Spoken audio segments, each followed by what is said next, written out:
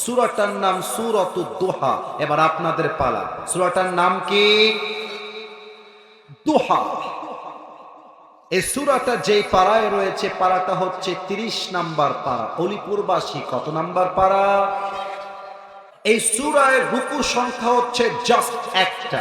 এই সূরার আয়াত সংখ্যা হচ্ছে মোট 11টা। যে কোনো সূরায় 2টা চ্যাপ্টার থাকে। Number 1 makki chapter, number 2 Madani chapter. এই সূরাটা মাদানী চ্যাপ্টারে নাজিল হয় নাই, মাক্কি চ্যাপ্টারে নাজিল হয়েছে।